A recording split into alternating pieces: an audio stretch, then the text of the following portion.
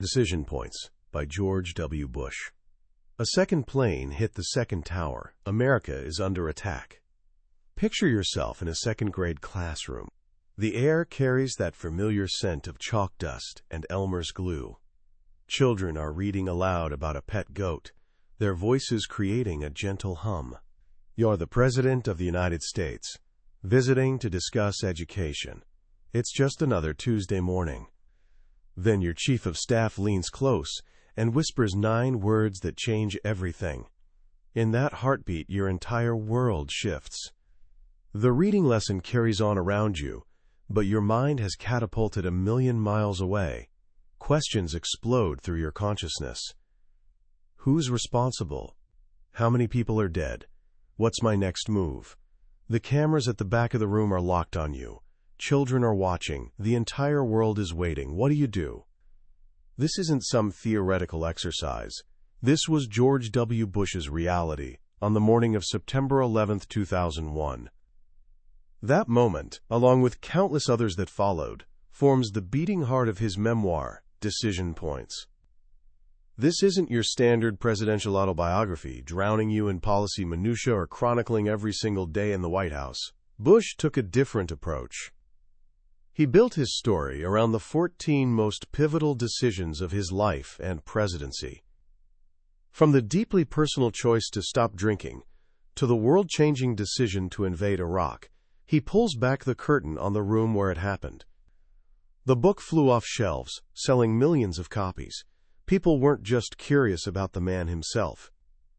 They wanted something rarely offered, an unfiltered look into a leader's mind at history's most critical crossroads. It's an exploration of the overwhelming weight, the suffocating pressure, and the stark loneliness that comes with making choices affecting millions of lives. Over the next hour, we're going to walk through those defining moments. We'll discover how a man who once called himself a restless spirit, still searching for his identity, ended up at the center of a terrifying new world. You'll learn his framework for making impossible choices, how he grappled with getting things spectacularly right and painfully wrong, and why he's convinced that leadership ultimately isn't about winning popularity contests. It's about having the guts to decide. By the end, you'll see the presidency through fresh eyes. But more importantly, you'll have a powerful lens for examining the decisions, both monumental and mundane, that will shape your own life. Because as you're about to discover, life isn't defined by the titles we hold, but by the choices we make. To understand the president, you first need to understand the man. And to understand George W. Bush, you need to rewind to a quiet evening when his wife Laura asked him a simple question, her voice calm and measured. "Can you remember the last day you didn't have a drink?" He tried. He genuinely tried. He mentally scrolled back through the week, a few beers on Monday, A&B on Tuesday, his favorite cocktail Benedictine and brandy, bourbon on Wednesday, more beer on Thursday and Friday.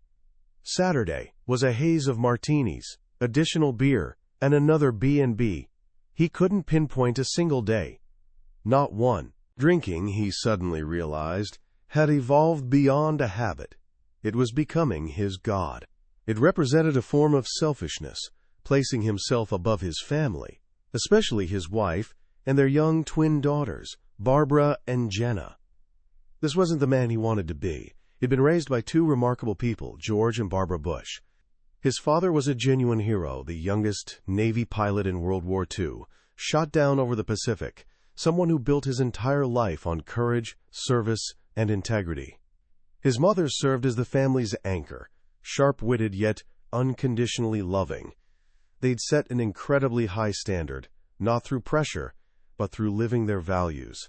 They never demanded he become president. They simply loved him and encouraged him to discover his own path.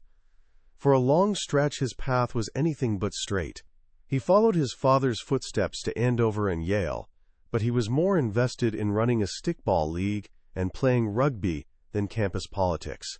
After graduating, while Vietnam raged overseas, he chose to serve as a pilot in the Texas Air National Guard. He loved flying, that rush of power and control, as his F-102 fighter jets screamed down the runway. After his service ended, though, He drifted. He worked on oil rigs, sold sporting goods, and eventually circled back to the oil fields of West Texas. Life became a series of adventures without purpose. He was searching, but he wasn't quite sure for what. Then came the turning point. In 1986, the year he turned 40, he woke up after a wild birthday celebration with a crushing hangover and a flash of brutal clarity. He saw two distinct paths stretching ahead. One path continued the drinking, the selfishness, the slow drift away from his family and faith. The other was a path of transformation. During a morning jog, head pounding, he decided he was done drinking. He walked back into his hotel room and told Laura, "I will never have another drink." It was, he says, one of the toughest decisions he ever made. But without it, none of what followed would have been possible. Quitting drinking wasn't just about putting down the bottle. It was about choosing responsibility over indulgence. It was the first genuinely difficult decision he made, not for himself, but for the people he loved. It was the moment he started forging the character that would eventually face its ultimate test on the world stage. Soon after, another crossroads appeared, one that would launch him in a completely new direction. A year after quitting drinking, his friends Joe and Jan O'Neill invited him to a backyard barbecue. They wanted him to meet Jen's friend, a quiet, intelligent school librarian named Laura Welch. He arrived fashionably late and spotted her in the backyard, wearing a blue sundress. For him, it was love at first sight. They'd grown up in the same town, even attended the same junior high, but their paths had never crossed. He was restless and talkative. She was calm and listened. They were a perfect match. 3 months later, they were married. Marrying Laura wasn't just personal happiness. It was the decision that finally gave him an anchor. It grounded him. It gave him a partner who would remain his steady hand through every storm ahead. With renewed purpose, he stepped into the political arena for the first time on his own terms. In 1978, he ran for Congress in West Texas. He was young, energetic, and carried a famous last name. His opponent, a folksy state senator named Kent Hance, weaponized all of it. Hance painted Bush as an outsider, an Ivy League carpetbagger who didn't understand West Texas. In one memorable ad, Hance pointed out that while he was graduating from Texas Tech, his opponent was at Yale. "We don't need someone from the Northeast telling us what our problems are," the ad concluded. Bush lost. It stung badly, but it taught him an invaluable lesson he'd carry for the rest of his career. If you let your opponent define you, you will lose. He stepped back from frontline politics, but stayed connected. He moved to Washington to help run his father's successful 1988 presidential campaign. He became his father's loyal son, the enforcer, making sure the campaign staff always put his dad first. He learned about the machinery of a national campaign, the immense pressure, and the brutal media scrutiny. And he learned how deeply it hurt to watch someone you love get attacked. When a magazine cover infamously labeled his war hero father a wimp, he was furious. It hardened his view of the press and deepened his protective instincts. After his father won the presidency, Bush returned to Texas. He wasn't interested in becoming a Washington insider. He wanted to forge his own path.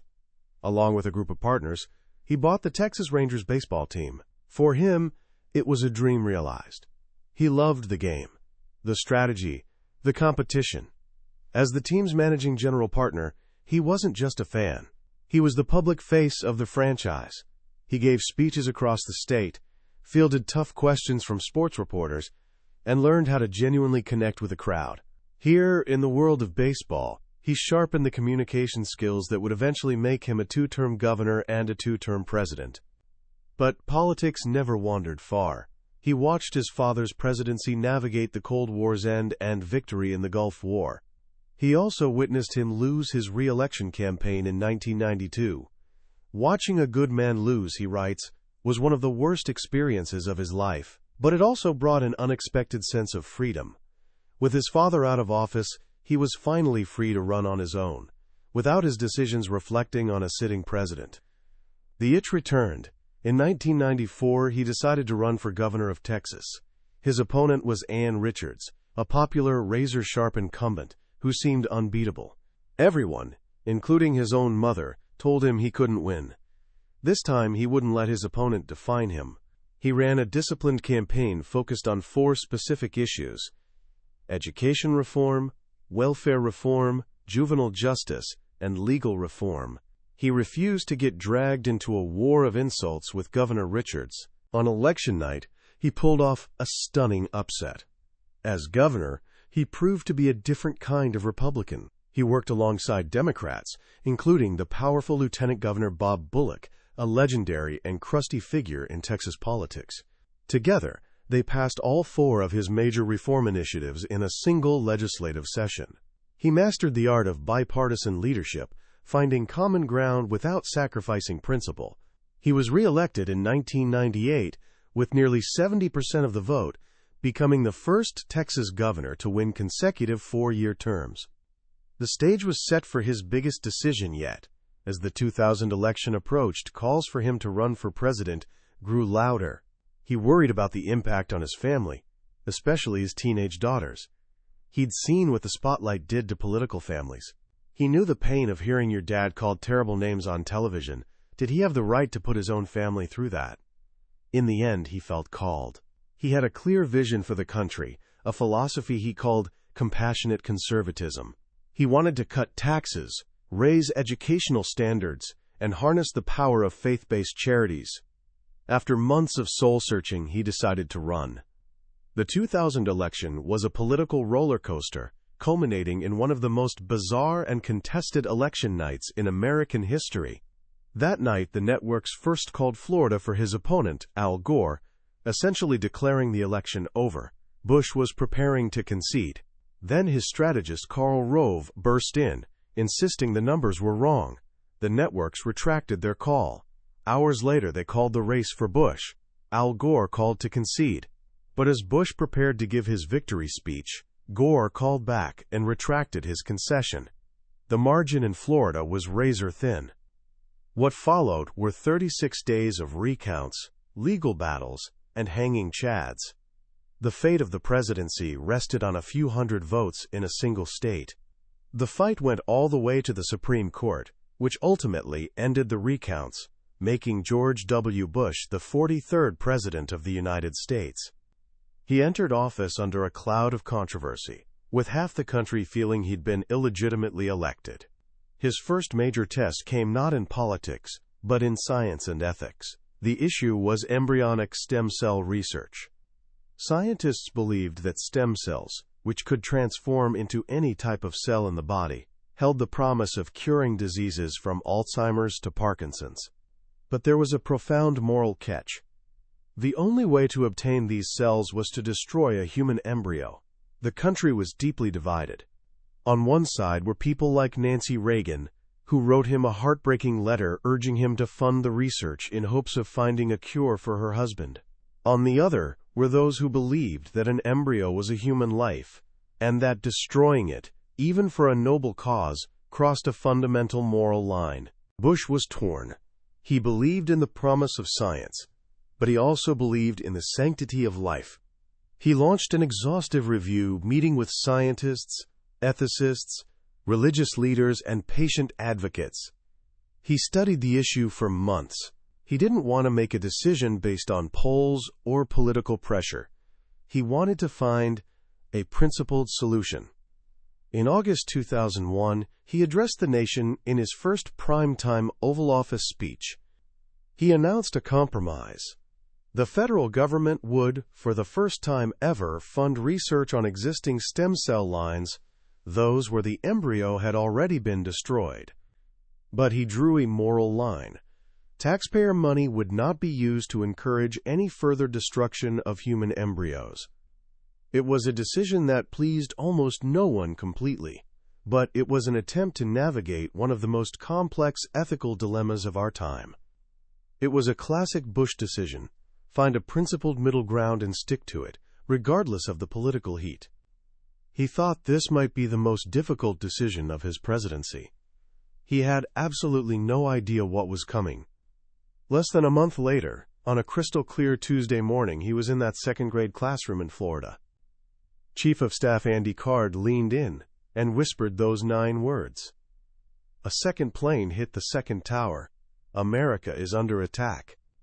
Bush describes the moments that followed with chilling clarity. His first reaction was pure rage. Then he looked at the innocent faces of the children and knew he had to project calm. He finished the reading lesson, left the classroom, and stepped into a world transformed. In a holding room, he watched the television footage of the second plane hitting the South Tower, the fireball, the smoke. He scribbled a brief statement and spoke to the nation, promising that, quote, terrorism against our nation will not stand. The Secret Service rushed him to Air Force One. As the plane climbed steeply into the sky, he learned a third plane had hit the Pentagon. His blood was boiling. He recalls, the first plane could have been an accident. The second was definitely an attack. The third was a declaration of war. Aboard Air Force One, he was largely cut off from the world. The communications were poor, the television feed sporadic. He felt a profound sense of powerlessness. He was the most powerful man on earth, yet he couldn't stop people from jumping from the burning towers he was seeing in fleeting, horrifying images. He made his first decision as a wartime commander-in-chief. With reports of more hijacked planes in the air, he gave the order to the Air Force pilots patrolling the skies over Washington. If a commercial airliner was unresponsive and appeared to be a threat, they had the authority to shoot it down. It was an agonizing order, one he prayed no pilot would have to execute.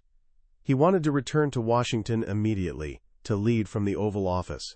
But the Secret Service, and Vice President Dick Cheney from the secure bunker beneath the White House, insisted it was too dangerous. There were credible threats against Air Force One itself. Reluctantly, he diverted to an Air Force base in Louisiana, then to another in Nebraska. He hated the image of being on the run, but he understood his responsibility to ensure the continuity of government. From a command center in Nebraska, he held a video conference with his national security team. "Who did this?" he asked CIA Director George Tenet. The answer came swiftly: Al-Qaeda. That evening, he finally returned to a locked-down Washington. Smoke was still rising from the Pentagon. He went to the Oval Office and addressed a grieving and fearful nation. He spoke of the evil of the attacks, the heroism of the first responders, and the resilience of the American spirit. "We will make no distinction," he declared, "between the terrorists who committed these acts and those who harbor them." It was a statement that would come to be known as the Bush Doctrine, and it would define the next 7 years of his presidency. The days that followed were a blur of grief and resolve. He met with families of the victims, stood on the rubble of the Pentagon, and traveled to New York City. The scene at Ground Zero was, he writes, like a nightmare. The air was thick with smoke and soot. The devastation was total. He stood atop a crumpled fire truck with a bullhorn, surrounded by exhausted firefighters and rescue workers. They were angry, grieving, and demanding action. "We can't hear you," someone shouted. "I can hear you," Bush shouted back. "The rest of the world hears you. And the people who knocked these buildings down will hear all of us soon." The crowd erupted in a defiant chant, "USA! USA!" In that moment, he wasn't a Republican or a Democrat. He was their president, channeling their pain, their anger, and their resolve. He carried with him the police shield of an officer named George Howard, who died trying to save others. Howard's mother had pressed it into his hand. It became his personal reminder of the lives lost and the task that lay ahead. The task was war. On September 20th, he addressed a joint session of Congress. He identified the enemy, a radical network of Islamic extremists, Al-Qaeda, led by Osama bin Laden. Their home base was Afghanistan, where they were sheltered by the brutal Taliban regime. He delivered an ultimatum to the Taliban: hand over the terrorists, or you will share in their fate. When the Taliban refused, the decision was made. On October 7, 2001, from the treaty room in the White House, he announced that American military strikes had begun in Afghanistan. The war on terror had entered a new phase. The initial campaign in Afghanistan was swift and successful. Working with local Afghan fighters known as the Northern Alliance, and supported by overwhelming American air power and small teams of special forces, the coalition routed the Taliban.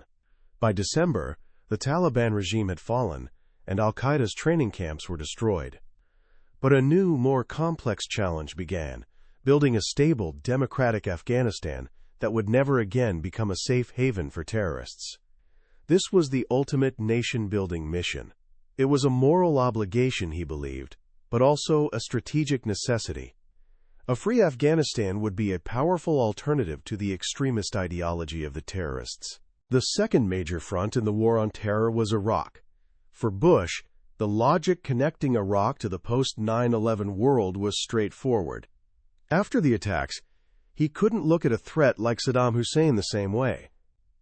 Here was a dictator who had invaded his neighbors, used chemical weapons on his own people, harbored terrorists, and for a decade had defied United Nations resolutions demanding he prove he had destroyed his weapons of mass destruction.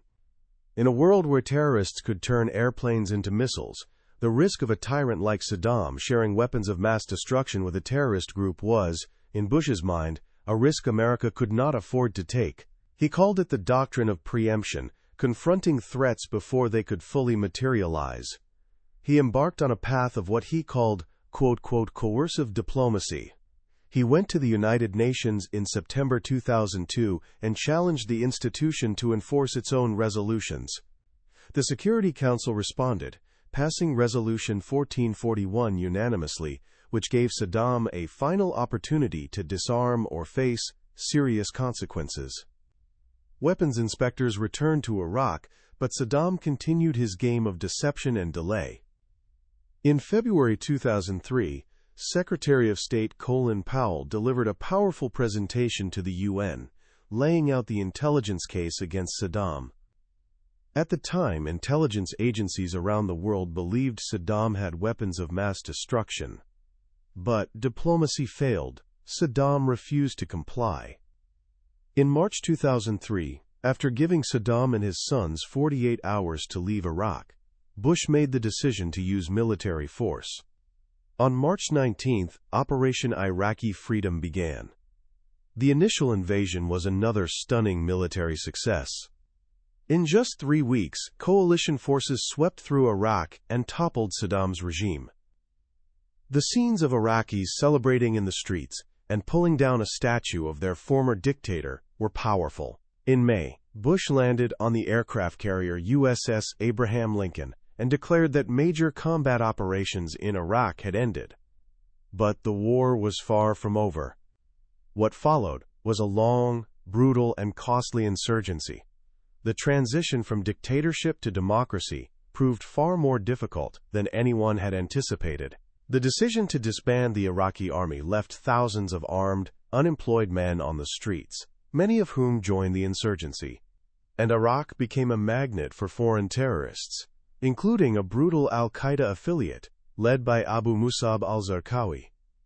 The violence escalated. By 2006, Iraq was descending into a bloody sectarian civil war. Car bombs, kidnappings, and executions became daily occurrences. American casualties mounted. The war became deeply unpopular at home. Many, including some in his own party, were calling for withdrawal. Bush writes that this was the darkest period of his presidency. For the first time, he worried they might not succeed. He knew that defeat in Iraq would be catastrophic, a victory for al-Qaeda, a destabilized Middle East, and a devastating blow to American credibility. He refused to accept that outcome. He'd always told his commanders to give him their best military advice, not what they thought he wanted to hear. But by late 2006, he felt the strategy wasn't working. He initiated a top-to-bottom review of his entire Iraq policy. He challenged every assumption. He brought in outside experts. He listened to dissenting voices. The result was his final, most controversial, and perhaps most courageous decision of the war: the surge. In January 2007, against the advice of many military leaders and facing overwhelming political opposition, he announced he was sending more than 20,000 additional American troops into Iraq. But it wasn't just about more troops. It was a completely new strategy. Instead of operating from large, secure bases, American forces would live and patrol among the Iraqi people, clearing neighborhoods of insurgents and then holding them, providing the security needed for political and economic life to return. He put a new commander in charge, General David Petraeus, the architect of the new counter-insurgency strategy. It was a massive gamble. If it failed, his presidency would be defined by it.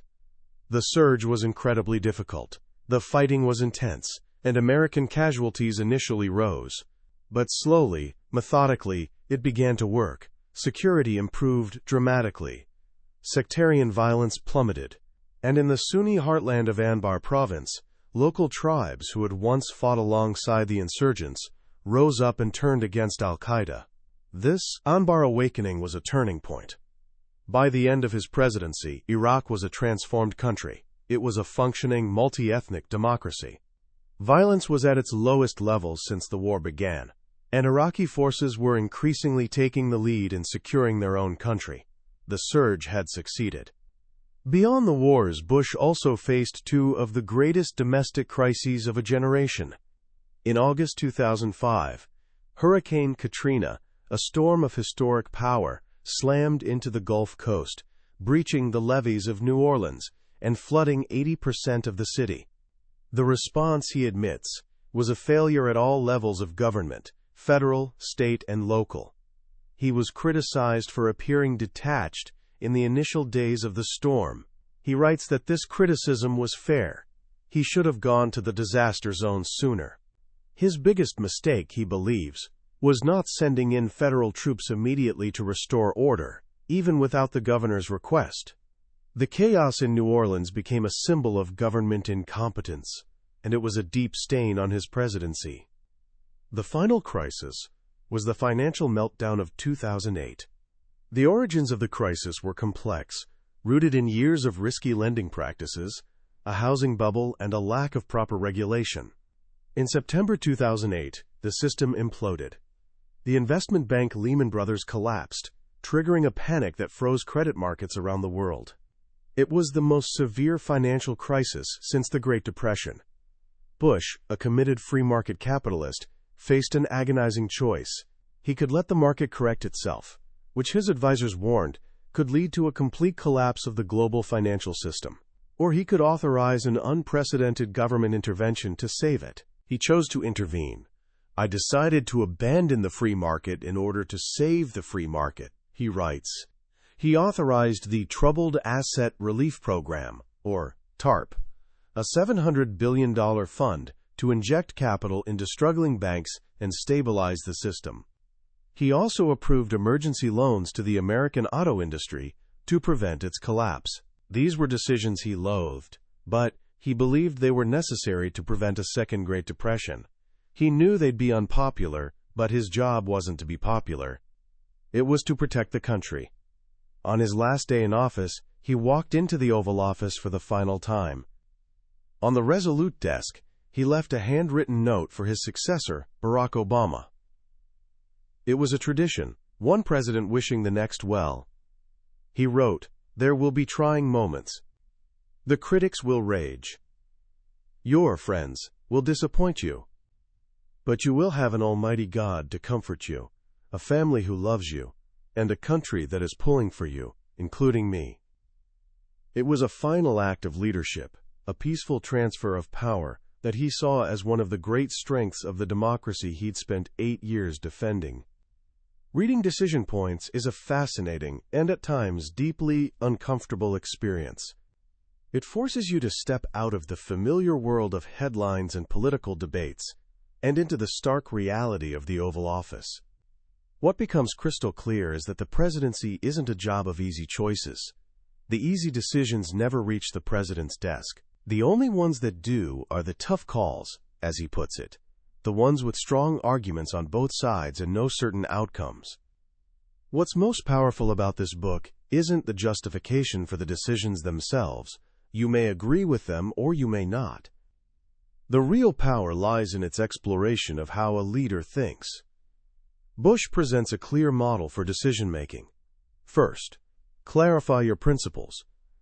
What do you believe at your core? For him, it was a belief in freedom, personal responsibility, and the sanctity of life. These principles became his compass. Second, seek out all sides of an issue. He describes a process of constantly questioning his advisors, bringing in outside experts, and even reading novels like Brave New World to frame the ethical dimensions of a choice like stem cell research. Third, make a decision and stick with it. He argues that a leader who wavers in the face of criticism projects weakness and creates uncertainty. And finally, accept the consequences. In the presidency, he says, there are no do-overs. This framework is a powerful lesson for anyone, especially someone just starting out in life. At 17, you're facing your own set of decision points. What college to attend? What career to pursue? What kind of person do you want to be? These choices can feel overwhelming. Bush's story offers a guide. It suggests that the best way to navigate these moments is to first understand what you truly believe. Your principles are your anchor. When you know what your core values are, the difficult choices become clearer. The book is also a profound meditation on failure and resilience. He doesn't shy away from his mistakes. He's candid about the failures in the response to Katrina, the flawed intelligence on weapons of mass destruction in Iraq, and the political cost of not disclosing his drunk driving arrest earlier in his career. He owns them. But what he shows time and again is that failure isn't the end of the story.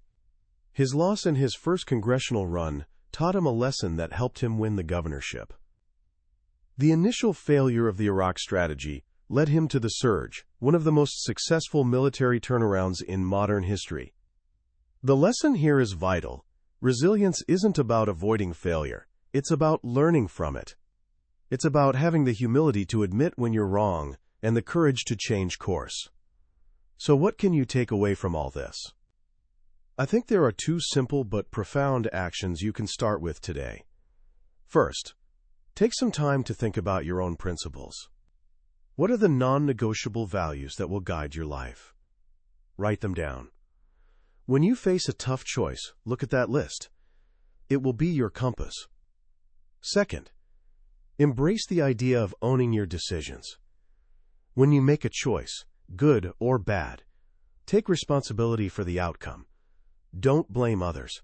Learn from it and move forward. That is the essence of character, and as this book makes clear, character is the foundation of leadership, whether you're leading a country or simply leading your own life. That was the summary of Decision Points by George W. Bush. We've certainly covered a lot of ground today, but I'll be honest with you, a summary can only ever be a map. The real treasure is found in the journey of reading the book yourself. It's in the small details, the personal anecdotes, and the quiet moments of reflection that the true weight of these decisions comes alive. This summary is designed to help you decide if this story is worth your time. If anything we've talked about today, the weight of leadership, the courage to change, or the power of principle has resonated with you, I encourage you to pick up a copy. Reading it isn't just learning about history. It's an experience that can genuinely change the way you think about leadership and the choices that shape a life. A link to the book is in the description. Also, if you found this summary valuable, and I hope you did, please consider hitting that like button and subscribing to the channel. It lets me know that these journeys are worth taking, and it ensures you won't miss our next exploration into another life-changing book. Let's keep growing together.